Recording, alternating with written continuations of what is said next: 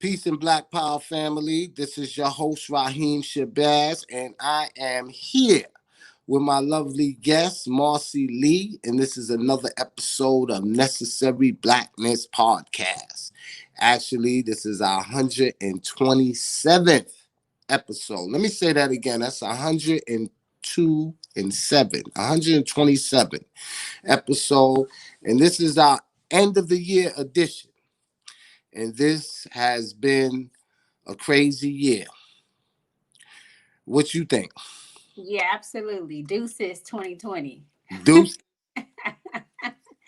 Deuces. Yeah, this year is going to be remembered for a lot of things. This year is definitely going to be remembered as the year of the worst pandemic for our generation. And it'll also be known as the year of the financial crisis. And also a year of social unrest throughout the world. And it all happened in the United States. And the world has been watching the United States and the uprisings and the protests due to the killings of Breonna Taylor, our brother George Floyd, Mhm. Rashard Brooks, and so many more. The two brothers that was recently murdered by these race soldiers in Columbus, Ohio, and there's so many more to name, and I don't want to miss none out, so I'm not even going to go through the list. But we know that there's a problem with police brutality in America. And don't think that because it's the end of the year and that there's a new president and there's a new vice president in office that it's going to change, because it didn't change under Barack Obama and it ain't going to change under Kamala Harris. All right, we got some people that's already joining us. My man Brian said, peace, God. Peace to you, black man. So, what do you think, man, about this year? Well, you know what? Something you just touched on. You talked about police brutality. Mm-hmm. Talk about the race soldiers. But something that emerged this year, in addition to that, was the Karens. The Oh, Karens popping up, creating more divisiveness, calling the police on Black people for very minimal, things, picnicking and, selling candy. So that's another thing that kind of came out of 2020, the Karens. yeah, and they also have a law. It's called the Karen law for any white race soldier that forcibly calls the police on someone that's simply eating lunch during his lunch break, or perhaps being in the library at the university studying late night for exam, or simply just breathing and being black, or watching birds. How about that? You can't even Mm. watch birds and be black. So they have a law, but they had a law against slavery and it still exists. They have a law against corruption. They have a law against police brutality. They have a law against just shooting people for no reason. And then, saying that you was in fear of your life. So we got to see how this turns out. But one thing I will say, man, is that people are definitely fighting back. More people than ever are being awoken. I see my man Born King in here from the 5%, newspaper. Make sure y'all definitely check that paper out. Born King definitely has a book out that I employ everybody to read. And he been on this podcast, and I got to bring him back so that he can introduce the book. He has he's also the editor in chief, I think, if I'm not mistaken, for the 5% newspaper.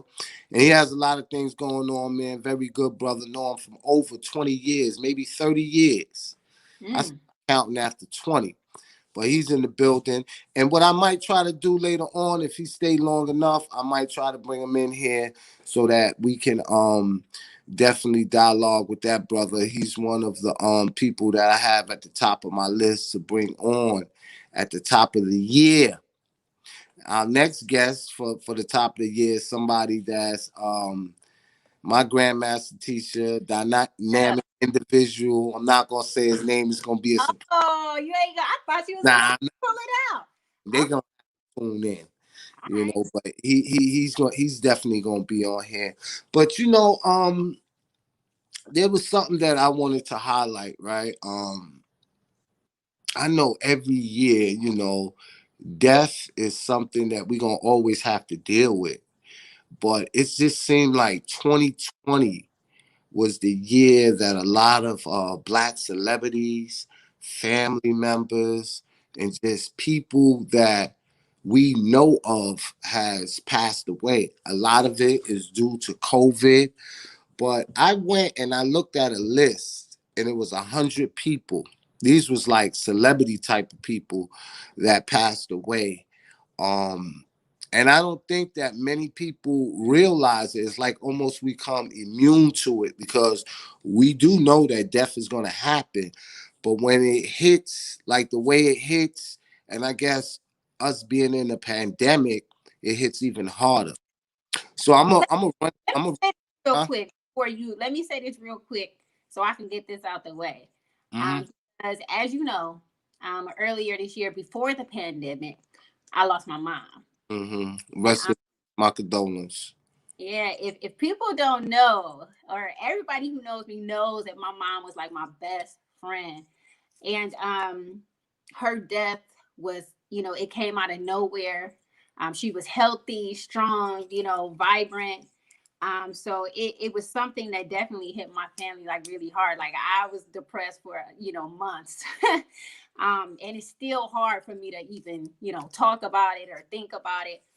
But I just wanted to recognize my mom and just let her know how much I love her, and to all the people out there who lost someone near and dear, my condolences go out to you. And just know, brighter days are coming. And you can go ahead and go on with your list, but I had to give some love to my mommy. Oh yeah, absolutely, absolutely. And I think a lot of people, because that wasn't something that you publicly share. I knew about it. Those that know you and that's behind the scene knew about it. But one of the questions people might ask, because they always see you on the podcast, they see you smiling, is how was you able to deal with that hurt and that pain? I wasn't. Um, uh, it's difficult. Every time I think about her, I want to cry. So every morning, I've started a ritual where I gather her belongings and I try to think about her without crying. I Yeah. haven't yet. I haven't been able to do it yet. But it's just difficult because she just meant so much to me. Like I said, she was my best friend. So I think like you had told me, someone had told you, when your brother passed, you Hmm. know, just learn to kind of like live with it. Like, some days are better than others. For me, I haven't gotten even to that point. They're still Yeah. the same. It's so much pain, so Yeah, I couldn't look at my brother's pictures without breaking down.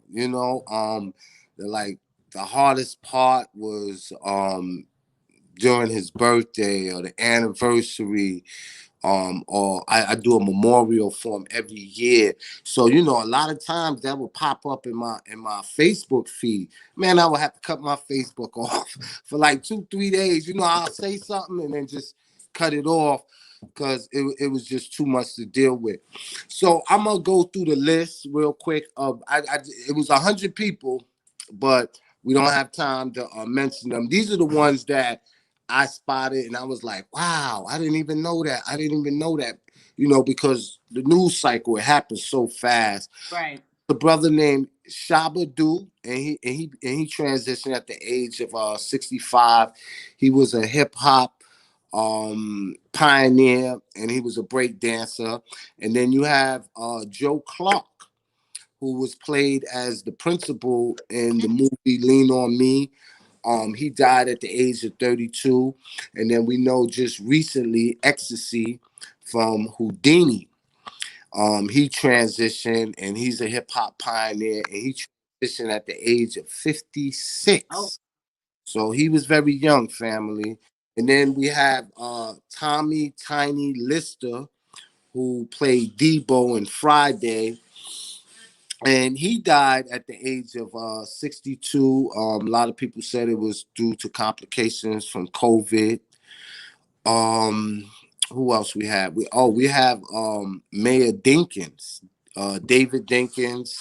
For those that are familiar with New York City, he was the first black mayor to lead that city, and he transitioned this year at the age of 93.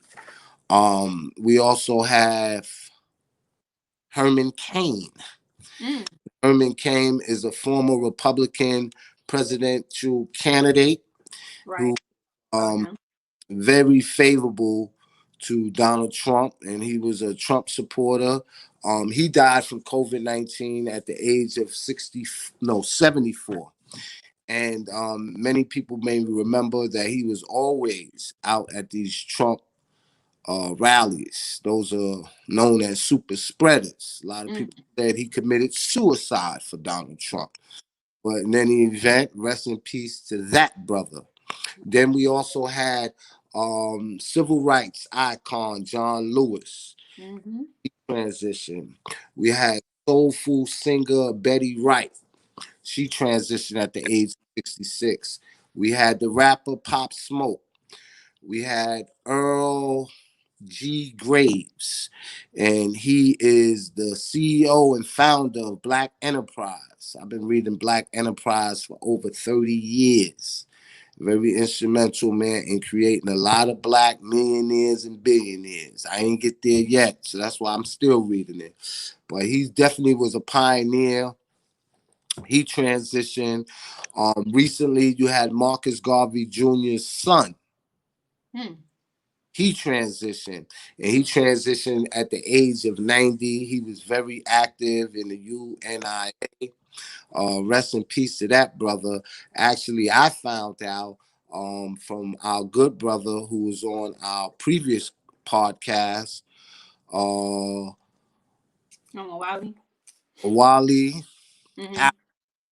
That brother, he told us.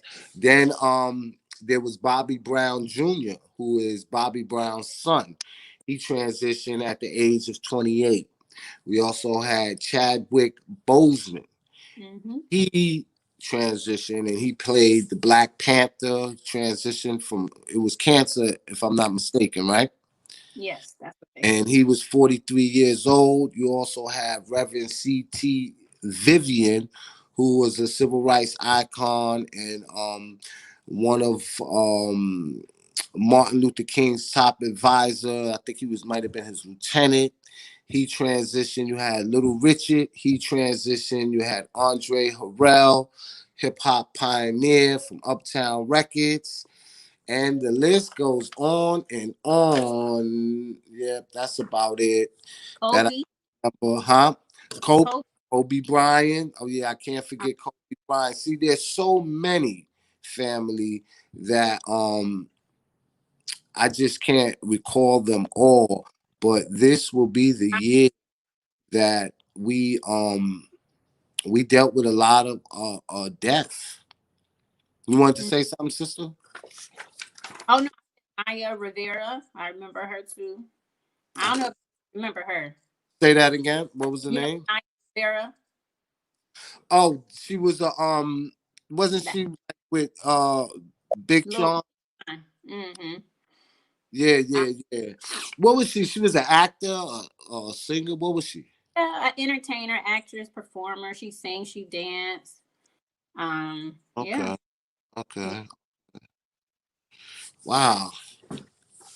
What year did Nipsey die? Um, it wasn't this year. It was It was last. oh, okay. Yeah, it was last. Yeah, that's a lot. That's a lot. That's a lot. But you know, we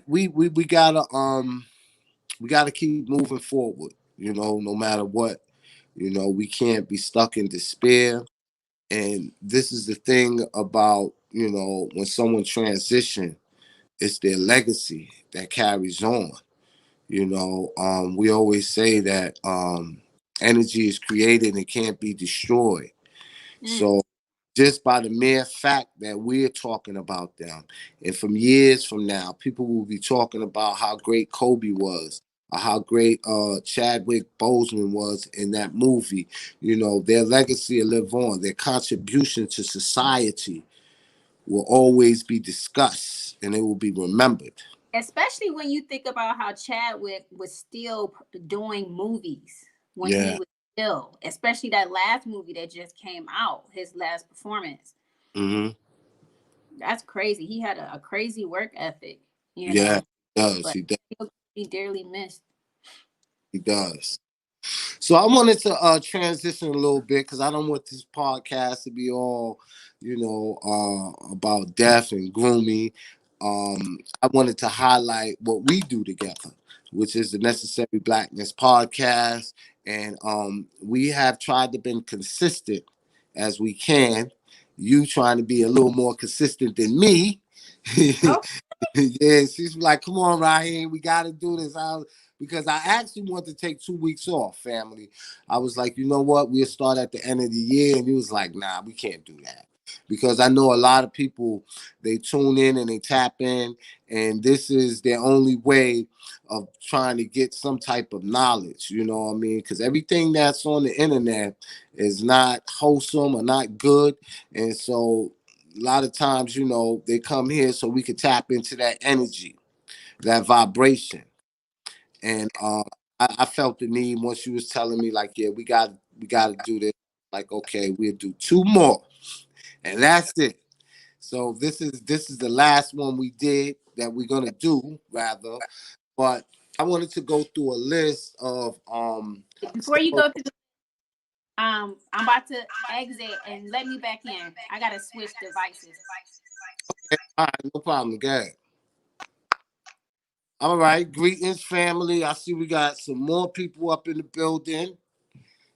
Yo, Born King, you there with me, man? You gonna stay to the end? I'm gonna try to bring you in, Lord.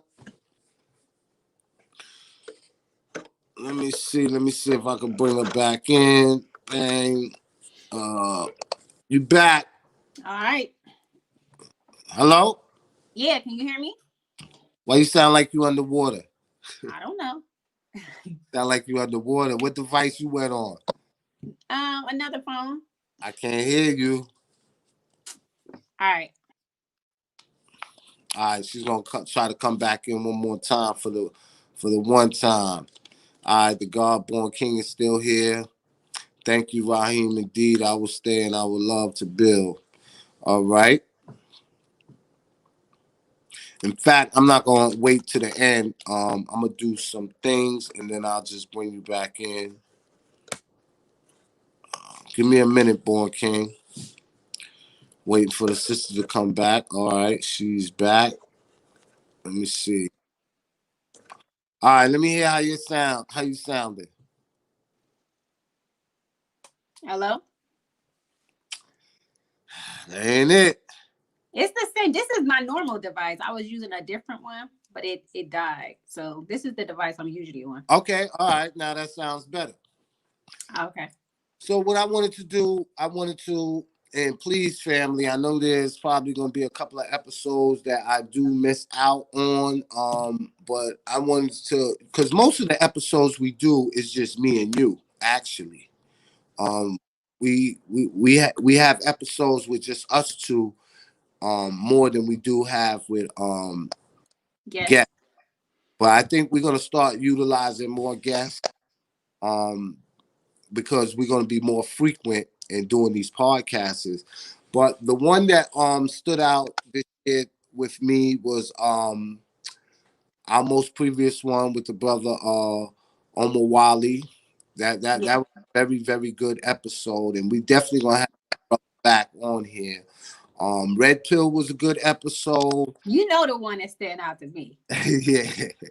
Red Pill was a good episode. The brother did have some technical difficulties, and I think what we're gonna do next time though, we're gonna get him right with that Wi-Fi, and we're gonna give y'all a double dose, man. 'Cause I did Red Pill, I did Blue Pill, but we're gonna have the pillars, both of them together. I think that'll be a dynamic episode. My brother. Yarima Karima. We had him on here, and he definitely came through. Our most memorable episode was the one where it was titled Blue Lives Matter, a protective class. That was Mm. the one that me and you did. Another dynamic one that received a lot of hits, especially on Instagram, where people were saying that they could relate to it, and even on the Facebook, people was being transparent about their relationships and dealing with a narcissist. And that one was called Self Care when dealing with a narcissist. And you definitely transparent on that, and Why you do you think that one stuck out so much to people? because I think they could relate. And not only that, we living in a time where people are being transparent about what they're going through, and they're looking for solutions to their problems. Yeah. I think that in that episode you was giving people telltale signs, what to look for. You know what I mean? How to get away from a narcissist. So I think that definitely resonated with a lot of sisters, you know. And there It was definitely set me on a path that I didn't expect to go on. I mm, mean, that episode helped me to realize how important discussing those issues are. And mm, it's something now that I'm constantly researching and looking up information now to be able to share with people and help them through, the process and what they're going through. yeah, So they had a clubhouse room just strictly about narcissists. So it's definitely a big topic, and most of the conversation around men being narcissists in relationships with women. But there was a few men on there talking about females that was narcissists in their relationship, and I think that's something that we hardly or seldom hear from. So I, yeah, when we go back to that subject matter, we're gonna explore it from both angles. it's definitely something that needs to happen because I think it's balance on both sides. It's just that women are just starting to get comfortable talking about it, but I think it's something that's more difficult for men to talk about. uh, Hmm. but hopefully, people will get a little bit more courage or feel that they can speak about that topic, because abuse is crazy. Like, people don't want, it's such a negative stigma Yeah. associated with it. Yeah. So people don't like to talk about it. But it seems now people are ready to tell their truth, especially since we moving into the time of Aquarius, the age of Aquarius. So, people coming out with their truths, so hey. Absolutely. So those was my particular episodes. I already know what yours was. So real briefly, tell us what was the most memorable episode for you. Well, for me, it's got to be the one with Judge Joe Brown, okay? Yeah, that Because was, out of the entire year, that episode did more numbers than any other episode. And I don't know if it was because of celebrity status or because he's an intriguing character, and some of the things he says, um, it resonates with the people. he definitely got some riders, because they was coming for us, well, really coming for me for sure. But he had some supporters out there, but they really came and showed up in numbers, to watch that, the podcast when it was on YouTube is what I'm speaking of. But yeah, it did some really good numbers. But he was talking, a lot of good information, like the information And, he provided. Go ahead. and you know what? I didn't understand. It wasn't like a continuous conversation where, we wasn't in agreement with what he said. My stance was that I think I was saying something to the effect of that, about B1, black first, race first, and that Yeah, because he we was saying that we should establish relationships with people outside of the Black community, and you were saying, hey, we got to start with home first, like yeah, yeah, yeah. So that was the only real thing that I did agree on, and you know, I think the problem with people is that they feel like he's a celebrity status, and I don't care where we at. If you're on my podcast, I'm on your podcast. if you say something that I don't fundamentally agree with, then I'm gonna say something because silence is complicit. So I didn't This understand is my thing. that. It's almost like they was looking for a problem when there wasn't a problem, Yeah. because things that they pointed out we didn't even disagree with him on. So it's almost like they were looking for us to be in disagreement. Like they just assumed that we would disagree with him. So I didn't really get that either. But one thing I did do was question him. I just asked him, in regards to some of the things that he was speaking on, like, can you elaborate, or where are you getting this information? That's it. But it's not like we were going against him. We were just kind of Mm. asking more questions about what he was saying. I, So I think a lot of times, man, those people that was making those comments and coming at you and coming at me, they ain't nothing but glorified groupies, because like I said, and like you said, we didn't have a problem. In fact, I would love to bring them back on because oh, he's telling me he want to come back up. I didn't finish asking him all the questions. And if I asked him some of the questions that I wanted to ask him, y'all really gonna be mad at me. Okay? Okay? What you didn't get to ask him? Uh well listen, he talked black empowerment, but he had previously two white wives. You know what I mean? You can't Mm, black and sleep white. So mm. I want to ask him about that. You But you know? know what? That's a topic that has come up a lot now, where Yeah. people are saying, stop this fighting within the race, like stop excluding certain black people, and stop this saying that if you don't sleep black, that you ain't really for the black cause. What do you make of that? Like, See, you got to understand, if we talking about sovereignty and building and family legacy and stuff like that, you really have to look at it, right? Like, for instance, Kobe didn't have the best relationship with his mother and father, right before he transitioned, right? But when he transitioned, he's excluded from their family is excluded from all of that. You know what I mean? all that. Just to think, his father, the relationship that they had, and how he pushed him to become that superstar that he was, that went to what is she, Mexican, Hispanic, the Non-black. yeah, non-black, put it like that. The sisters, his sisters, none of them are gonna even benefit from that. So you have to look at it like in the sense of that, and that's why it's definitely important that you have a planned estate for when you transition, how your property, whatever, anything that you have, how you want things to continue in your absence, because if not, you'll be I on the. mean, I think that's true. You do. I think that's a good, suggestion to tell people to have a plan to stay. But regardless, his wife still was going to come down with the bulk or the majority of whatever he had. So your original point of, making the commitment to another black person is the ultimate. I think just the loyalty and the love that you have for the community, because a lot of black people, especially the young people, Mhm. they take it personal, in regards to feeling like they're being dictated to who they can love and who they cannot love. And I think, at a certain point, just like Millie Fuller Jr. points out, having a relationship with a person that's non-black, it does hurt the community in a certain regard, because we're not stable. We don't have our bearings. Like, we are trying to get things together.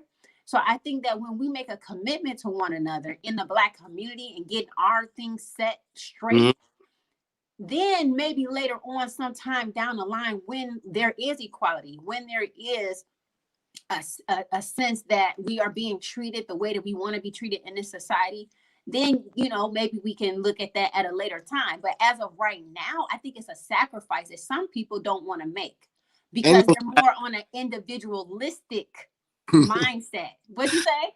ain't no sacrifice. Well, no, You they know what I feel mean? like they feel like it's a It sacrifice. shouldn't even be second nature. It's B1 all day. Black It first. It, Because yo, let me tell you something. If you look at, and not to mimic them because they got that type of ideology from us, but when you look at the Rockefellers, the DuPonts, and all these rich families, and y'all want to say Illuminati, this, that, and the other, but everything is about a bloodline. You know what I mean? You want to keep your bloodline pure, so mixing and tampering, with your gene pool, the black gene being dominant, and then you mix it and diluting it with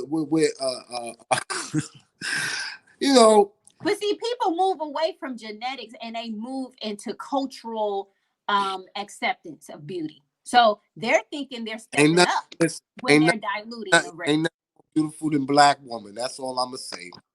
But listen, what I want to do, um, I want to bring the brother Born King in, right? So what I'm gonna do is I am going to hold on. How do I do it again? Okay. All right. Clip. Boom. Now, hold on 1 minute. I might leave the screen for a minute, but I'm coming right back. All right. I'm Well, okay. I don't know if you can hear me, but some of the things that we haven't talked about that kind of like happened in 2022 was the Fresh Prince of Bel Air. They had their reunion. Okay. Remember? I don't know if you remember that. Yeah, I And remember they brought back Aunt Viv or something like that. yeah, well, I guess he made amends with Aunt Viv, the original Aunt Viv. So that was kind of nice to see. And then a lot of people were talking about the verses. You know how Yeah, the the verses verses. came out of the quarantine. So one of the big ones was Monica and Brandy. People Mm-hmm. was excited about that one. Which one did you think was pretty good? Gucci Man and Gucci, uh, uh-huh. Jeezy. Snowman, Yeah, Jeezy. no man, it was good. Not why it was good, right?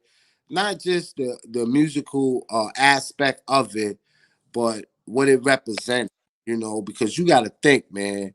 These two individuals had real street beef, not no rap Yes, or words. right. It was able to put that aside, and I'm gonna be honest with you, man. I don't know if I grew to that level of maturity. I could forgive someone that allegedly harmed someone that was close to me or something like that. And it takes a level of maturity to do that. Jeezy did that. Yeah, Respect yeah, to him. yeah, yeah.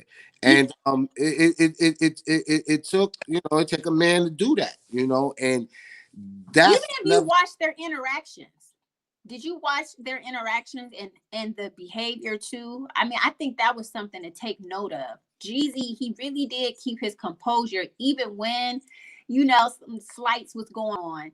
I Yeah. think that was a good representation of how you handle yourself. You know what I'm saying? So, that was nice. Nice to see. All right, Born King. I just texted the phone. I sent you a link. If you click on that link, I could bring you in this conversation, brother, and we could build and tell everybody what you got going on. So check your phone, click on that link, and it'll give me a notification, and I'll bring you in. So what was some of the other highlights for you? One other thing that I thought about was the Super Bowl.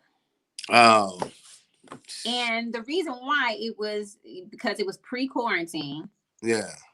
Well, actually, we need to talk about the quarantine and how we could not have imagined that happening. But the Super Bowl, because we was all supposed to be boycotted. Yeah, I didn't even know the Super Bowl happened this year. It happened. Remember the whole thing with J Lo and Shakira and I don't know if it was the right wing, but some people was really upset about them gyrating and shaking their butts and felt like it was inappropriate. I think we talked about it actually on one of the podcasts because I remember saying that it was a little bit inappropriate. I Yeah. think I remember talking about that. You Invite. don't remember? Nah, I really don't remember. He said he clicked the link. Hold on. Let me send this link to him one more time. Okay. I really don't remember. I would really like to hear what people have to say in the comments about that Super Bowl. If they were still boycotting or they was over it, like how they was feeling about it. And Tiger King. Say that again. Tiger King. I never watched it, but Yeah, a lot of people was talking about it. yeah. That's the movie. Beyonce has something to do with. No, that was the Netflix thing with that guy Oh, who oh, like. hold on 1 minute. He's in the building. Hold on. Oh, that was the Netflix Yeah. thing with the Hold on. guy who like. King, Hold on. I see you now. He's in the building. Hold Yeah. What's up on. with all that noise, man? Noise? You hear noise? Yeah, I hear a lot of noise. Do he Hey, sound noisy to you? hold on. It might just be like what it was with mine. He might have to come back in and leave Nah. and come back in, let his phone get acclimated. Yeah. Say something real quick. Peace, peace, peace. All Sound right. good? All right. Yo, what you seem like you turning knobs? You ain't on your phone? I'm on the phone. Oh, you on your phone? Yeah, because I was on the computer, right? I Yeah. was on the desktop, but you Yeah. sent the link to the phone, so I'm watching you on Yeah. my desktop, and my phone is below the desktop. So, you know, but Well, how you I'm doing? on both. Nice to have you on. Well, thank you. It's my pleasure to meet you and speak with you, young lady Marci Lee. I Mm, see you with my great, good brother, Rahiem Shabazz. right. Yeah. Indeed. I can't hear nothing he's saying. Do you hear him clearly? Yeah, I hear him fine. You know what? Too. What happened when I went on here today? Right. It told me that I have to update my phone. I haven't updated my phone in months, and there's a Oh, new app that's out. So the new updated version of this app that we using, I don't have on my phone, and it's saying that some of the stuff is gonna be choppy. So oh, she can hear you good, Born King. I just can't hear you that good. Okay, well, But I'm here. anyway, I'm a I'm gonna let you flow, and then I just catch what you said on the replay, right? When I look at it.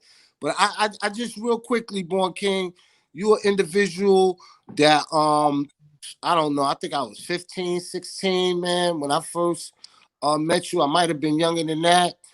We knew each other for years. Um, and as a member of the 5% Nation, I seen you do something that never has been done, that people probably thought couldn't be done when you did the 50th anniversary with a couple of other brothers. That was monumental for our nation. The 5% newspaper, your book. Where your book at? Hold on 1 minute. I got two Thank books. you, Rob. Please I go get the book. Go get it. My man. got too many.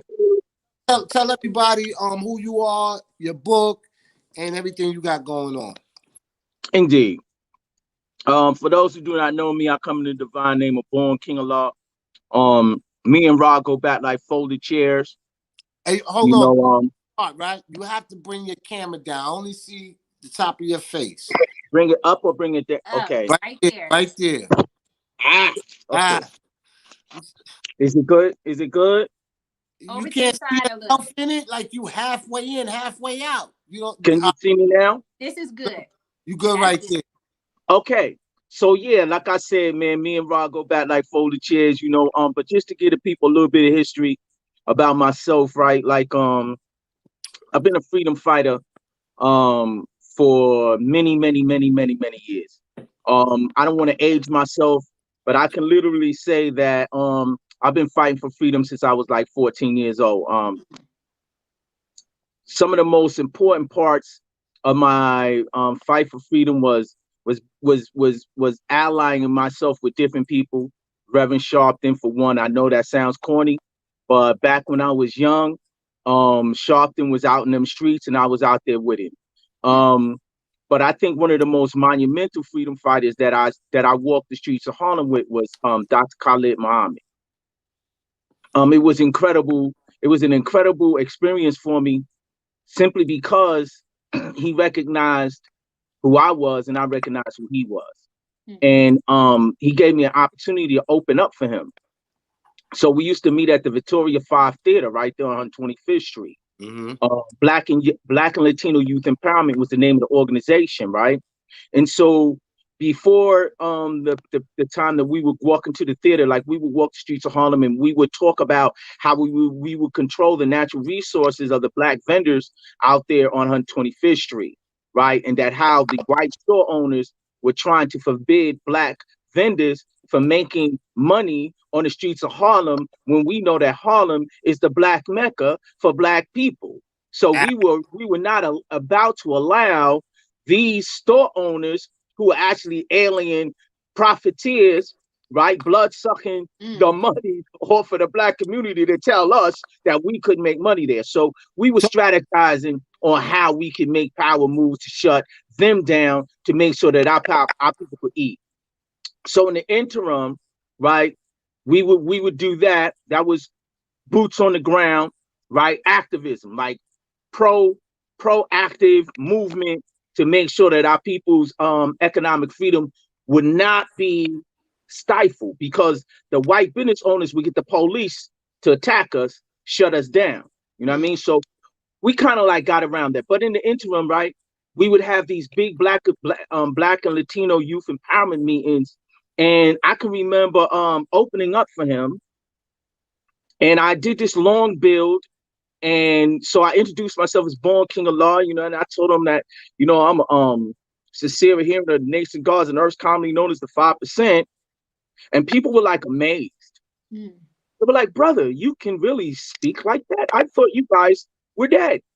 I'm like, oh no, we never went anywhere. You know what I mean? Like we've literally been active in our community, and because of our activity, the forces that be, they kind of like flooded our community with germ warfare, with the AIDS, drug, chemical warfare, with the crack. You know what I mean? Because they needed to counter the knowledge itself that we were bringing to the Black community, because I'm talking about before there was Bloods and Crips. You know what I'm saying? Mecca was definitely the city of the gods. Mm. Harlem was definitely the city of the gods, and New York City in and of itself was the home of the gods. Even the Chicago and out of state heads of other I don't even want to use the word gangs, but other Black organizations, they were disciple. like, why would you take and try to export gangsterism into New York? Y'all know that the true and living gods are there. You know what I'm saying? They Mm-hmm. even recognize that that's our city anyway. The bottom line is that when the lady asked me the question and I reminded her, I said we never went anywhere. You know what I mean? It was just a beautiful thing because my big brothers had told me not to take the knowledge out of the house, right? To only keep it in the parliament. And I said, no, I got to take it to the street, because how else do you teach the babies if you don't take this knowledge out the house? So walking and talking with Dr. Khalid Muhammad gave me access to a new audience, right? So this is an audience filled with Black and Latino, and it was about youth empowerment. And I think one of the most important things that I did with him was go to the Phil Donahue show. Now I know I'm dating myself because Marci, have you ever heard of the Donahue show? Yes, I'm probably around your Okay, okay. I'm just saying. Did you see Anyway, that episode? Hold on a minute. You I see, did. he's the one that's on there. He on there. okay. Absolutely, absolutely, Rob, because at the end of the day, right, in the story, there's a front story and there's a back story. Because Khalid told me, he said, listen, man, I'm going to the Donnie show. I want you to come down and support me. Sure, no problem, my brother. Absolutely. So when we get down to the MSNBC studios, we come in early, you know what I mean? Because we don't come late. We come on time. You know what I'm saying? Okay. So when we come in, we're there for about maybe 2 hours. All of a sudden, you see all of these pink people coming in. We like, okay, we don't care. You know what I'm saying? We here first. We know ain't gonna be no problem, no issues. So when the producers came down and they said, well, they're gonna start letting people come upstairs, they looked at us, looked past us, and said, let these pink people up first. No, that's not gonna happen. I said, listen, we are invited guests. Dr. Khalid Muhammad, who is your guest on the show, and we were here before the rest of these people, and there's no way those people will be going on that elevator before we do. Mm. So they tried to stick their chests out and flex because they had MSNBC security. He said, listen, we don't care about you, your security, or nothing. We here with our brother, and we gonna protect them, and we going upstairs first. So I get it. You think you got all of these reserved seats really close to our brother, and all of these pink people are gonna sit in those reserved seats? Nah, my man, that's not how it's gonna go down. We gonna sit in those seats, and we're going on the elevator first. Oh no, they were adamant. No, you're not. These people are going first. So you know Really? what happened, huh? We got busy. Y'all was fighting? Oh yeah, we got physically Yeah, busy. you never tell me We that. laid the MDC security out on the floor, on the ground. Mm. We were physically fighting. It was a beautiful thing. And let me tell you why it was a beautiful thing. Because there were some brothers there that was Crips. And I don't know what they said. They said something. However, whatever it was he said, his people moved when everybody moved. At the end of the day, this is true story, actual fact. NBC security's on the ground. The producers say, you know what? Let these fine gentlemen go up to the studio first. Should have And did when that in they the said first fine place. gentlemen, they were referring to us. But they didn't call us fine gentlemen until we put their security on the ground. And this is true story. So when we get up to the studio, all the front rows got reserve signs on them. You know, we took every single one. Yeah. And they were reserved for them pink people. But we wasn't finna let that happen. Yeah. So we sat down. You know, now the pink people are filling up the studio. So, you know, long story short, he goes on with his interview. Dr. Khalid is bombing their ass. You know what I'm saying? And so when it comes to time for him to go with the audience and, you know, Yeah. participation, you know, I said, Donnie, now listen, man, I got something to say now. Mhm. Like, you gonna give me my opportunity. I guess he didn't pay me no attention. I'm young. I look like, you know, when I was younger, I really look young. So anyway, he kept walking by me. Phyllis Stickney was there. Yeah, I remember that. Actress. You know what I'm saying? Her comment was so profound as well. But when I finally did get him, I had to literally stop him. And so he gave me an opportunity, and that's when I addressed the Faker Jews. And even though this is not verbatim, I asked them why they couldn't feel the pain of the Black Holocaust. Mm. You know, I explained to him as a young Black youth here in America, all I had ever experienced was death and destruction at your hand. That's all my ancestors ever suffered, was death and destruction. I said, why you can't feel, right, the power of the Black Holocaust? Why are you denying it? Why are you saying that that's such a blasphemous statement? Then I told them on national TV, I say in the Bible, it said that ye are the synagogue of Satan. And I said, listen, man, anyway, whatever. It's on tape. You can pull it up on YouTube. Let me ask you something real quick. Sure. Let me ask you something. You bring up, you know, Donahue. Now, I have to admit, having, you know, the doctor on there was another person on there who used to go on there often. And that's Sister Soldier. And the things that you're speaking about, and, you know, Khalid Muhammad, where do you think that has like gone? Because I feel like that was a way to help people converse and kind of get the message out. Because I love when she was on there, and I love when he was on there. Like, what do you think happened to kind of pull? I'm gonna tell you exactly. I'm gonna tell you exactly what happened. They gave Sister Soldier a book deal to shut her up. Mm. So you know all of those good books that she wrote. Coldest Winter Ever. The Coldest Winter Ever, yeah, with that character. Mm-hmm. I read her book. She bombed. Listen, she was bringing such fierce Black freedom. She's a true Black freedom fighter. I love Sister Soldier. She didn't hold back. She was tearing up our so-called intellectual class. You know, the guy with the thing around his neck, with the woolly hair. You know, from a doctor. What's his name? Kanye West. Yeah, him. Yeah, him. She was tearing. Listen, I love Sister Soldier because she spoke truth to power in the time when it was most important to speak it. And because they recognized and realized that we were that generation that had that knowledge, that they had to switch the messages that the next generation would receive. So the same way, like I told y'all, how we control the Black community, remember that we control the sound that the Black community was hearing in the early ages of hip hop. So when we were talking about the Black man is God and the Black woman's a queen and we're kings and we're queens and the white man's the devil, he went to the West Coast because he had to counter our message of Black kingship and queenship. So he paid our brothers on the West Coast to import a different message of bitches, the N-word, hoes, pimp, Gangsterism. So and you believe it was gangsterism. planned. You do believe that this was strategically planned. It is absolutely a plan because they were tired of them. They would listen.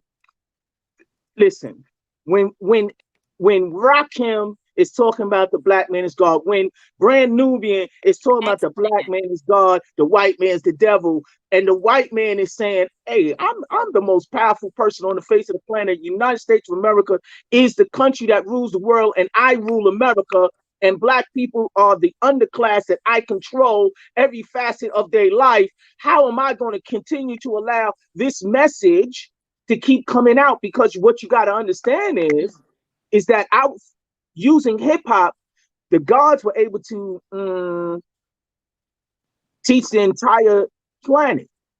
Because through music, we taught the human families of the planet Earth. You can go to Argentina, Venezuela, Africa, and they will tell you, because they heard Wu-Tang and Brand Nubian and Big Daddy Kane, they can tell you what we told you. The Black man is God, the Black woman is the most precious woman on the face of this planet, and the white man's the devil. They can tell you that because they heard it in our music. So we successfully began teaching the human family of the planet Earth, and he had to pay for a different message. So now the message is about materialism, right? It's about what I got and what you don't got. It's about he's co-opted what we built. We created that hip hop because that was the voice of our people, right? So he co-opted it, he bought it, and now he's charging people, he's charging our Black artists their soul to denigrate their own nation, their own people, and then in the end he gets to kill them. Because look how many rappers are dying. Right. How is rapping more dangerous than driving a car? How is all of these rappers just dying, getting murdered? Come on now. Because, like I said, everything that we create, because we're the we are the universal builders. Everything that you see that this man got, he's what you call a copycat or a copy man. This Because man we're the original man, and he copied everything that we've done, then he co-opted and then say he's the maker owner of it, but he's not. He's a thief, he's a liar, and he was a murderer from his beginning. Today, did you see that video with Crazy Bone? I didn't see the one with Crazy Bone. He talked about. Go ahead. Okay. He talked about something I had heard previous to him doing the video, talking about how executives in the music industry got together and they created this plan to, do exactly what you were just talking about with the gangster rap and all of this. I was just wondering if you watched that video because he broke it down. Absolutely. Now that you've elucidated, I definitely heard that. But I wrote a lesson about how hip hop was changed because they had to pay for the change. But today, I just really want to talk about what I've been doing today, because yesterday the feds kind of closed the case on Tamir Rice, our 12-year-old, and it hurts me. Our 12-year-old, they closed the case and said that the police who killed them were justified in killing them, our 12-year-old baby boy. Yeah. So Black pain is amplified when your government sanctions our murder. So the FBI, the police, and the United States government, who uses the internal army, You are aware that the internal army of America wears blue, while the external army of America wears green. This is why the police can kill us with 007 immunity. Them killing a 12-year-old child, and today is the 30th, and on the 30th we say, tell us what and how the double is made. So on this day, they released the findings and tell us in the public that Tamir's Rice's death was a well-deserved death that we should applaud, because this is why we pay the police. Because the police were just doing their job, and they did their job well. And let me tell you something. They kind of like are killing us and then rubbing it in our face. Yes. Like, yeah, we kill you at will.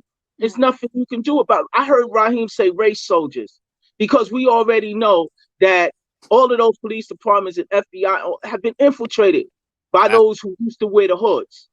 Now they wear the blue uniform. They wear the FBI uniforms because killing is part of their nature. They were murderers from the beginning. So if you notice, we can see many different videos where white people got guns and knives, and where's all the instant fear? They don't shoot and kill their own like they shoot and kill us. They killed Tamir in 12 seconds. How do you shoot a 12-year-old boy to death in 12 seconds? I thought it was less than 12. You sure it was 12? I thought it was less. It might have been less than 12, my sister. Yeah, but what I'm saying shout out to Cleveland, because I'm from Cleveland. So shout out to my family in Cleveland, you know, the family of Tamir Rice. But yeah, that's crazy. Hey, yo, listen, I go any further, Born King. We only have minutes left, man. I just want you to come on here and introduce yourself. What? Oh, okay. Okay, No, Rob, let me just say this. I've been trying to get Born King on here. I told him we're going to do a whole podcast. I just want to acknowledge him, right? But Leo, let me, in closing, I'm going to let you get your last word. But I just want to let people know, right? When I met Born King, right? You see the fire that he has now? Amplify that shit 10 times, right? When he said he's a real freedom fighter, when he asked me where I get it from, it was Born King. That's what's up, yes. And we wind up, we never was incarcerated together, but we was incarcerated at the same time, right?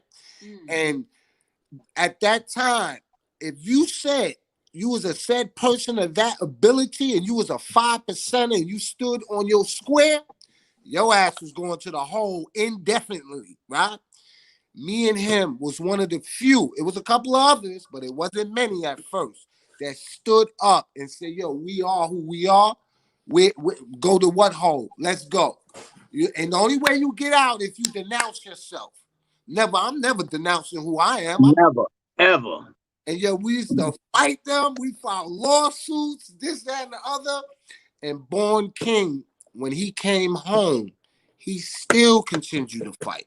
It is because of him. Right now, how many states? 16 states. 16 states. 16. I've won. I fought and won for our right to have our parliaments, to have our lessons, so that we can have our classes. You know what I'm saying? And I did that through the National Office of Cultural Affairs, which I co-founded with my brother. You know what I'm saying? And it's just been a beautiful thing. Right now, I have 2 open cases, one in Michigan and one in New Jersey.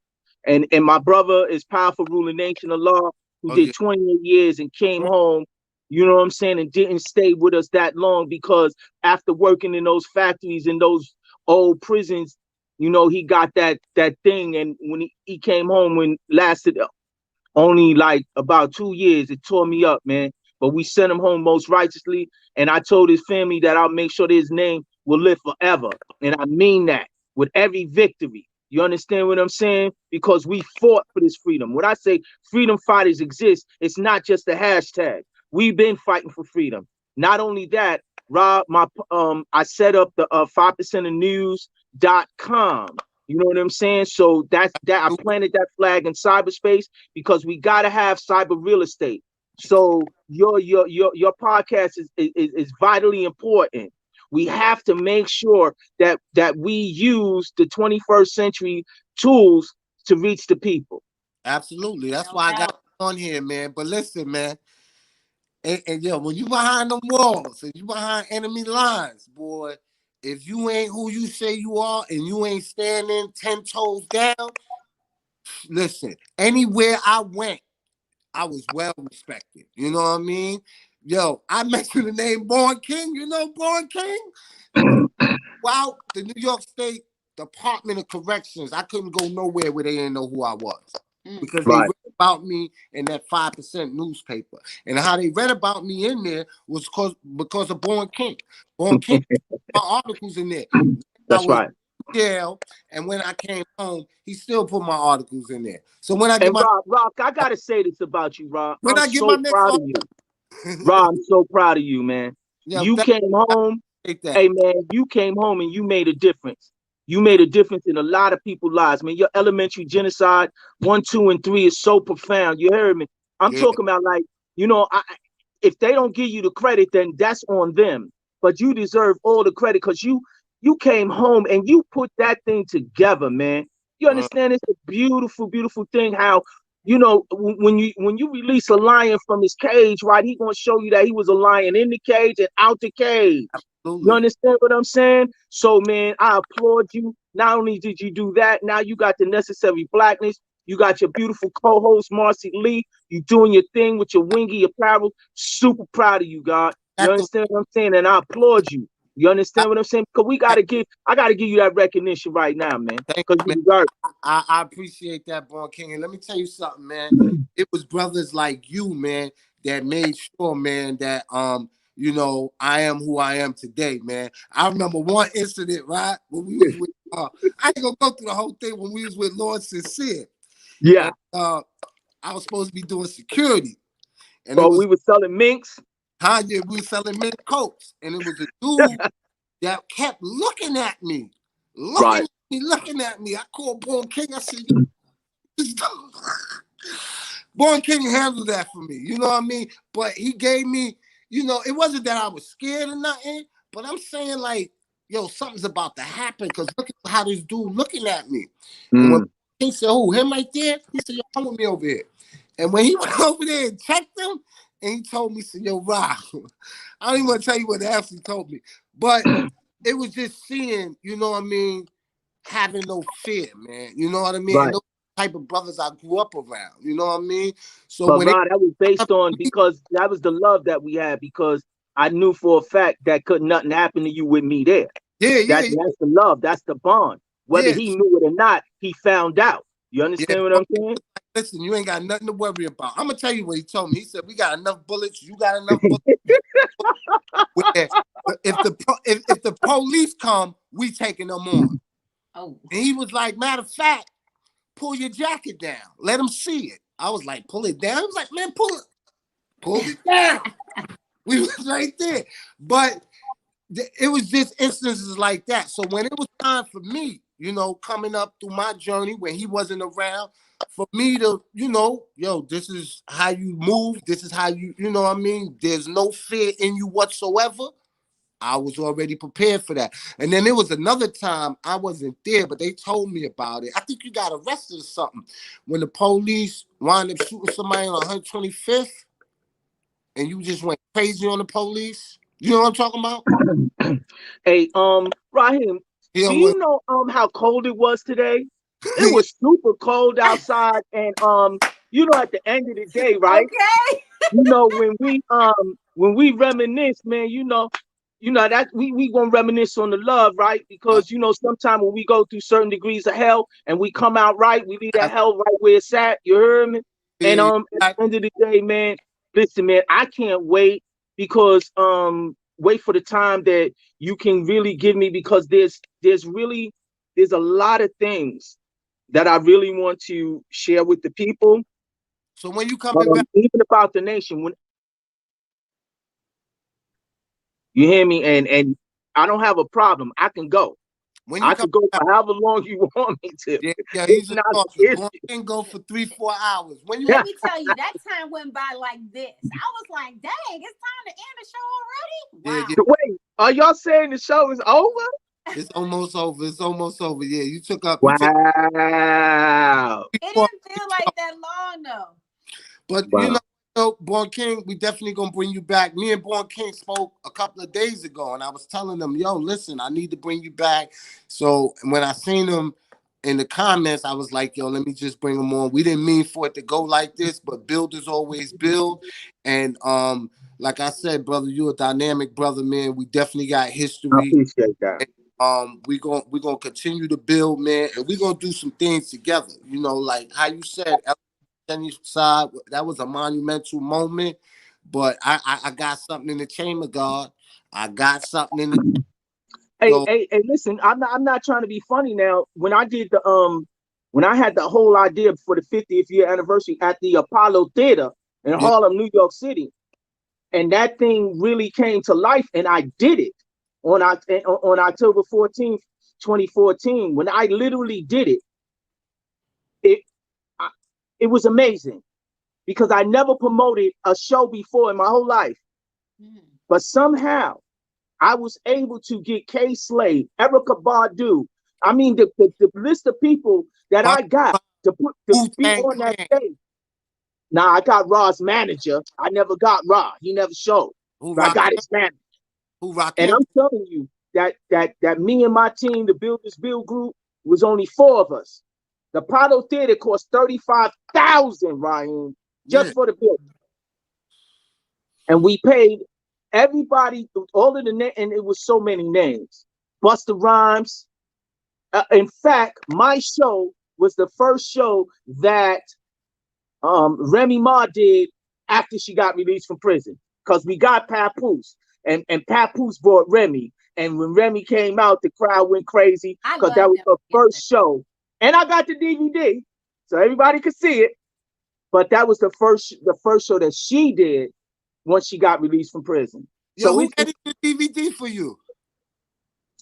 I paid some people to put it together and stuff. Rod, don't play with me because I, I deal with you about it. You didn't even show up to my show. Yeah, But but I edited the DVD for you. yeah, you Yeah, did. You did. But I I'm did. saying I needed your camera. I And know. you would have loved it because Uh, I not only did I do the show, I did a whole weekend where I did classes on Saturday. Like I had the famous black photographer who got books now. I forget his name. Shabazz, his last name Shabazz. Yes, yes. I know who you're talking about. He used You to know be. exactly what I'm talking about. I know who you're I talking did, about. I did classes. I got Jamel Shabazz. Jamel Shabazz. Jamel Shabazz, Yeah. absolutely. So I got a public school. We rented that out at Saturday night, and we had classes. We had forums. So we didn't just do education. It was a hip hop weekend event Mm. where I showed that everybody who from the early years of hip hop, whoever had any love for the nation, the gods and earths, commonly known as the 5%, to please come to the stage and come to the event and come to the weekend. We took over Hot 97. That commercial time cost a bunch of money, but Yeah. we still did it. I wrote the commercials. It's my voice over on the commercials. I did all the contracts with the management, and the lawyers. I put that work in. I still have those connections. So what I'm saying to you, Roz, is that I know how to work and I know how to work hard. So let's do And it gives me great something. pleasure. We gotta do something. I know where's Indeed. the next one. Yeah. So I just wanna say, man, peace, with my brother Born King, man. We're gonna have him back on here. I think I probably got about 3, 4 more podcasts. I got a lineup, but I got you in there. I'm gonna Indeed. back God, man. And I just want to say, man, peace and knowledge, Lord. Hey. Peace, I, Marci. Keep up Peace. the great work because you're doing your thing. You heard me. Go Thank and you. give yourself a round of applause because you're doing your thing, Marci. Thank That's you. right. That's right. all right, man. So we gonna conclude with this, right? I just want to say, right, in concluding, a lot of times people always ask, "What's my New Year's revolution?" I said, "New Year's revolution." We got you. We know. That revolution is on my mind. Resolution, New Year's resolution, right? And I just be thinking, right? Like they say that most people break their resolution within the first 30 days of the year. Some people say within the majority of people within the first 2 weeks, right? And I don't want to give out a revolution, right? A resolution, right? I just want to say, right, in the coming year and beyond, I want to create a life that I don't ever need a vacation. That's Okay. you know that's the model for me moving forward. Um, Mm. so I want to ask you, Marci Lee, and then I'm gonna ask Born King, and Born King's gonna be very brief. You're not taking over. I want to ask you, what is your resolution, or what do you have plans going into 2021? Well, I'm going to be very brief. I never set a New Year's resolution. Moving forward, I'm just going to care for myself even more than I have been. Continue to learn, and try to understand people more. That's like my. I guess you could say could be a resolution. I just want to understand people more, and so that I can contribute more to the progress in our community. So that's pretty much it. Just love more, grow more, learn more. Okay, you, Born King, in 30 seconds. What's your how you moving forward in 2021? Oh, my battery's going dead.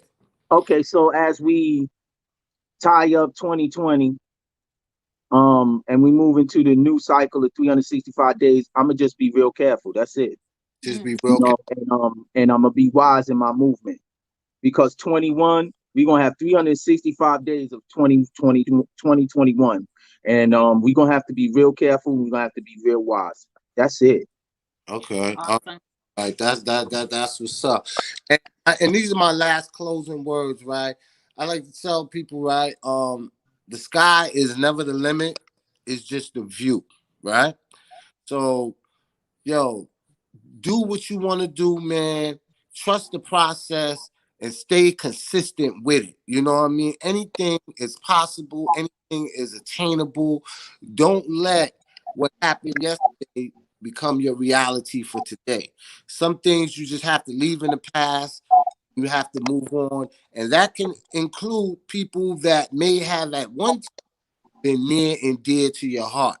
So let's be mindful of that. Now, before I got on this podcast, I seen I won't call it a meme, but it was a post, right? And it talked about the producer of Queen Gambit, right? This is a new movie that's on Netflix. Netflix. They said that it got 62 million views already, right? He said that it took him 3 years to make that, right? Not 3 years, 30 years. I'm sorry. It took him 30 years to make that. And he did 9 rewrites. He said that he went to every studio and they all told him no one's going to be interested in a show about chess. So I want to say to you, right? Don't ever, don't dare let anybody tell you what you can't do. Because it took him 30 years. I don't think I could wait 30 years. But if you persistent in anything you want to do, you can do it. It took him 30 years and 9 rewrites. And now his film has been seen by 62 million people. That's So what's like up. I said, sky's not the limit. It's just the view. And it's all in how you look at life and what's your perspective. And my perspective is that I want my life to be every day where I don't need a vacation. Living is my vacation. Enjoying myself in life is my vacation. Making movies, upscaling my business is what life is going to be for me in 2021. Marcia, you want to give out the last closing words? No, I just can't wait to move forward in the new year and see you back here on the show. Rahiem, I can't wait to get up with you. We haven't seen each other in a while. I So the know next time we we see gonna each other is going to be a joyous occasion. Can't wait to yeah, see you, brother. And absolutely. what's that? No, I said absolutely. And to our viewers, we will see you here next time on the next episode. Thanks for tuning in. Love You know, you. you know what I gotta do before we go. I know we was supposed to end it right there, right? Every telling me, right? No, no, no, listen, because I really have to start getting into the marketing and the promotion of the products and things that I have going on. And I should do it in the beginning, and they said at the end. So I want to let everybody know, if you haven't already, purchase your copy of Elementary Genocide, School to Prison Pipeline, Elementary Genocide 2, the Board of Education versus the Board of Incarceration, or Elementary Genocide 3, Academic Holocaust. You can do so on Amazon. You can go to elementarygenocide.com. And if you're interested in viewing it as a stream, you can go to Quality TV. That is the Black Netflix. It's on there, and it's on Amazon to stream as well. You also can get the Wingy apparel. I got the Wingy on. Marcia got the shirt on. You got the sweatshirt, the Wingy shirt on. So we not just talking about what other people are doing. We creating our own. You know what I mean? This is going all in 2021. It's going to be Black excellent. We starting with the clothing line, and we got some other things. Because we are the original people.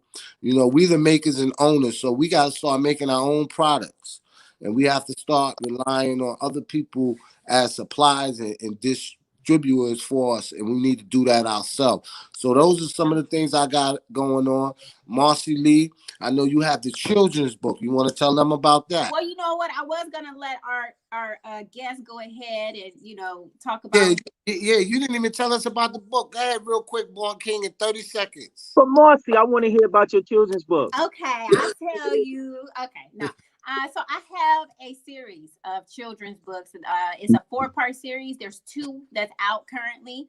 The first one is Fun in the Rain, and the second one is Fun in the Snow. So basically, these books they encourage children to get off of the devices and go outside and play and have a nice time, like how we did when we was young, getting back outside.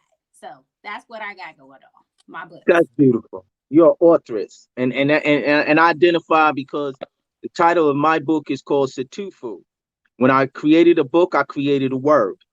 The word I created is Situfu, spelled SI-TI-FU, and it's an acronym with STFU. Everybody know what STFU means. So that's the title, and the subtitle is The Nation of Gods and Earth Speaks for Itself. It's available on Amazon worldwide. And I'm currently writing my second book. And so I'm just really grateful for this opportunity to share this information with the with the Necessary Blackness audience, and so like I'm just really appreciative to my man Rahiem Shabazz and his beautiful co-host Marci Lee. And that's it. Thank you. You're so welcome. All right, peace and power, Black family. We out. We will see you in 2021. Peace.